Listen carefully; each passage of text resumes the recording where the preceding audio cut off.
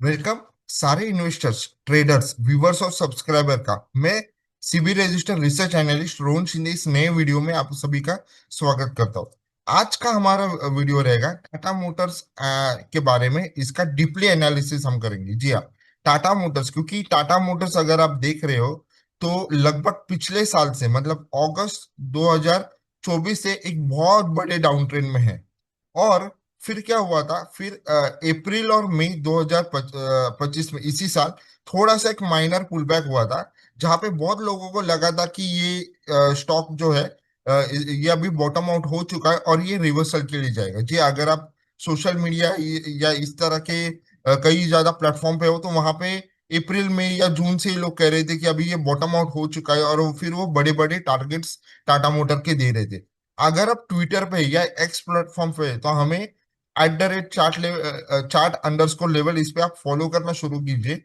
हमने देखिए ये डेट भी है, 14 मई 2025 को ही कहा था, Tata Motors analysis just in one line, 4 दिन की चांदनी फिर रात अंधेरी है। मतलब ये हमें वही पे बता था कि ये कोई रिवर्सल नहीं है। यहाँ पे आपको ये ग्रीन कलर की कैंडल दिखाई दे रही है, ये इसका एक डेली चार्ट का हमने व्यू लिया था, जहां पे लोगों को ये रिवर्सल लग रहा था कि अभी ये बॉटम आउट हुआ है और इसका रिवर्सल है।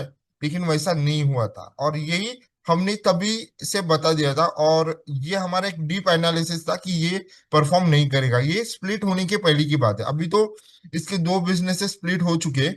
ये जो चार्ट है वो टाटा मोटर्स पैसेंजर व्हीकल का है, और टाटा मोटर कमर्शियल का नहीं है, क्योंकि उसका डेटा अभी तक मतलब दोनों स्प्लिट होके अलग अलग है। लेकिन टाटा मोटर पैसेंजर व्हीकल, तो यहाँ पे अगर आप देख रहे हो तो एक 450 का एक स्ट्रॉन्ग रेजिस्टेंस है। ये जो रेड कलर की हॉरिजॉन्टल लाइन है, ये इतना स्ट्रॉन्ग रेजिस्टेंस है कि यहाँ पे जस्ट जाके टेस्ट किया, लेकिन उसके ऊपर एक भी कैंडल या एक भी दिन निकल नहीं पाया। अगर मैं वीकली चार्ट के ऊपर आ जाऊं, ये देखिए, यहाँ पे एग्जैक्टली इसने 450 पे रेजिस्टेंस लिया, वहीं से इसका डाउन हुआ।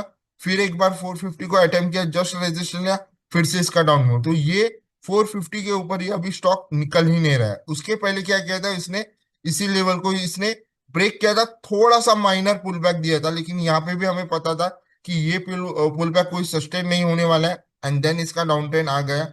और ये वाला वो पार्ट है जो अप्रैल टू मई वाला पार्ट है, जहाँ पे लोगों को लग रहा था कि ये बॉटम आउट हो जाएगा, लेकिन हमें पता था ये नहीं होगा। तो हमने यहाँ पे बता दिया कि 4 दिन की चांदनी फिर रात अंधेरी है। मतलब फिर से, मतलब इसका सीधा मतलब था, इसका जो डाउन ट्रेंड है वो कंटिन्यू हुआ, और वो वैसे हुआ, क्योंकि यही हम हमारे डीप एनालिसिस में करते कि क्या इस तरह का जो एक नामचीन शेयर है टाटा मोटर्स, वो बॉटम आउट हो रहा है। तो हमने सीधा कहा था ये नहीं हो रहा, और अभी भी इसकी कोई चांसेस नहीं बॉटम आउट होने की। देखिए, अभी एक इंपॉर्टेंट चीज हम आएंगे, क्योंकि ये एक सपोर्ट है नीचे में 300 लेवल का, तो यहाँ तक तो इसके आने की अभी हाईएस्ट प्रोबेबिलिटी बन गई है 300 का, और शायद ये 300 के लेवल को भी ब्रेक करे, और फिर इसमें एक और ज्यादा पैनिक सेलिंग होगी, और नीचे में ये 225 के लेवल तक जा सकता है। देखिए, ये 300 का सपोर्ट है, अगर यहाँ पे होल्ड नहीं हुआ, यहाँ पे थोड़ा सा माइनर पुल बैक आ सकता है, लेकिन अगर इसके नीचे गया तो वापस से एक पैनिक सेलिंग होगी, और फिर वो स्टॉक को नीचे लेके जाएगी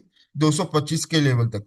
अभी ये जो डाउन ट्रेंड है ये कब तक कंटिन्यू होगा? देखिए, हम यहाँ पे क्या करते हैं ना, कि इसके साथ हम लोग थोड़ा सा टाइम एनालिसिस भी करते हैं हमारे मेथड से। तो वो हमें एक पहले से बता देता है कि कौन से टाइम के बाद स्टॉक अपना थोड़ा सा रिवर्सल दिखा सकता है। तो यहाँ पे हमने एक वर्टिकल ब्लू लाइन डाली है, ये निकल के आ रहा है मई 2026। देखिए, मई 2026 तक तो इसका ये डाउन ट्रेंड कंटिन्यू होने की प्रोबेबिलिटी है। मई 2026 के बाद इसमें हमें देखना है कि इसमें फिर अप ट्रेंड बनता है कि नहीं। तो इसका जो पार्ट 2 का वीडियो है वो हम लोग मई 2026 के बाद लेके आएंगे कि इसमें कोई रिवर्सल बना है कि नहीं।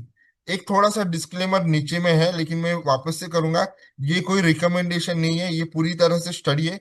सीबी के सारे डिस्क्लेमर डिस्क्लोजर हम दे चुके हैं। तो ऐसा ना हो जाए कि कोई आके बोले कि आपने बोला था इसलिए हमने लिया था। तो आपकी रिस्क को आपको फॉलो करना है। ये जस्ट एक एजुकेशनल पार्ट का व्यू है, और डिस्क्लेमर डिस्क्लोजर हमने ऑलरेडी वीडियो के स्टार्टिंग में भी दे चुके, और अभी आपको टिकर में भी नीचे दिखाई दे रहा है। तो जस्ट उसको ध्यान में रखिए। तो मई 2026 के बाद इसकी प्रोबेबिलिटी बन रही है कि ये ट्रेंड रिवर्सल की हिंट दे सकता है। मतलब टाइम हमें पता है कि अभी तक, कि इस टाइम तक तो इसका डाउन ट्रेंड ही होने वाला है।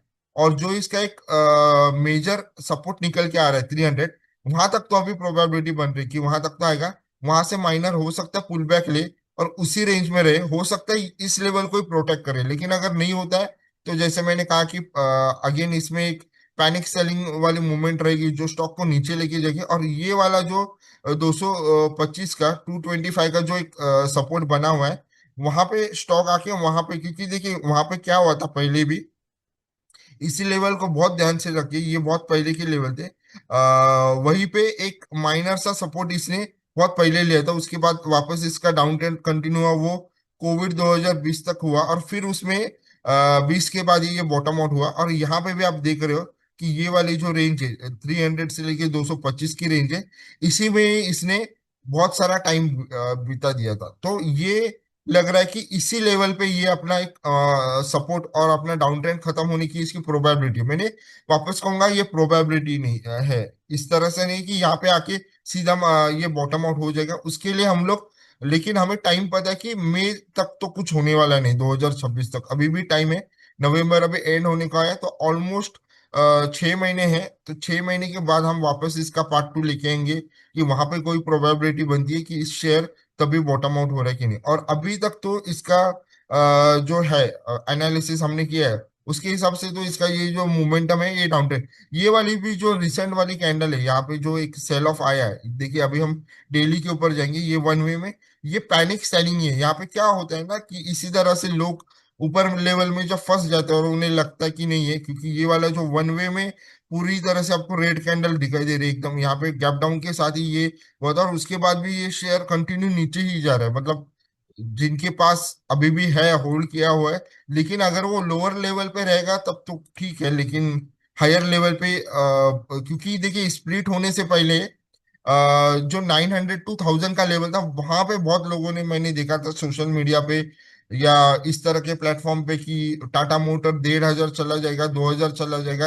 ये तभी की बात है, मतलब स्प्लिट होने से पहले इसका 900 टू 1000 के लेवल में बहुत लोग बड़े बड़े टारगेट्स दे रहे थे, 1500 से लेके 2000। लेकिन कभी भी हमें था कि ये इसमें उतना वैल्यू नहीं बनता जाने के लिए। और फिर जो रिवर्सल आया वो वन वे में इसका सेल ऑफ आया, और सेल ऑफ आने के बाद जो लोग ऊपर में गलत लेवल पे फंसे हुए, उनमें अभी कंफ्यूजन है और उनकी पैनिक सेलिंग हो रही है। ऐसा नहीं कि ये भी खत्म हो रही है, वो ज्यादा होगी, क्योंकि फिर उन्हें लगेगा कि इस तरह का एक नामचीन शेयर भी उनको कोई पुल बैक का नहीं दे रहा है, वो फेल हो रहा है और कंटिन्यू डाउन ट्रेंड में चला जा रहा है। तो ये होता है। सो इम्पोर्टेंट देखिए बहुत होता है कि आप नाम के ऊपर ना जाइए, बल्कि लेवल्स के ऊपर जाइए। हम लेवल्स के ऊपर बहुत ज्यादा फोकस कर दे कि नाम भले शेयर का बड़ा हो छोटा हो, उससे कोई मतलब नहीं बनता। मेन होता है कि आपकी एंट्री कहाँ पे होती है और वहीं से आपकी रिस्क डिफाइन होती है। अभी जिन लोगों की अगर मान लो यहाँ पे एंट्री है, तो ये वाला पार्ट क्या होगा कि अगर यहाँ पे भी आ गया तो वो बोलेगी हमने भले ही यहाँ पे ऊपर में प्रॉफिट बुक नहीं किया हो,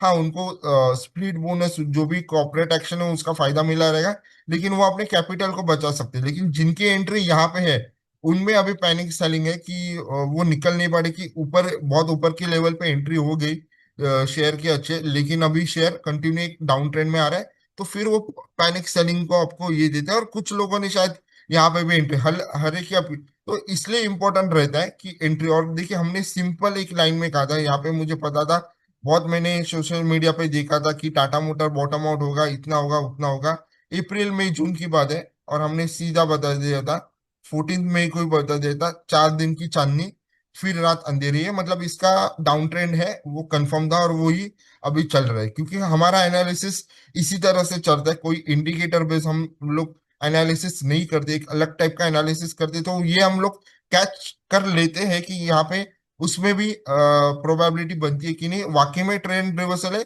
या जो डाउन ट्रेंड है उसका ही फोर्स कंटिन्यू रहेगा। देखिए ये अभी पूरा एनालिसिस था टाटा मोटर्स के बारे में। अभी तक आपने अगर इस चैनल को सब्सक्राइब नहीं किया तो इसको सब्सक्राइब सब्सक्राइब कीजिए, लाइक कीजिए, कमेंट कीजिए और शेयर कीजिए। और फिर हम मिलेंगे नए वीडियो में नए शेयर के साथ। Thank you.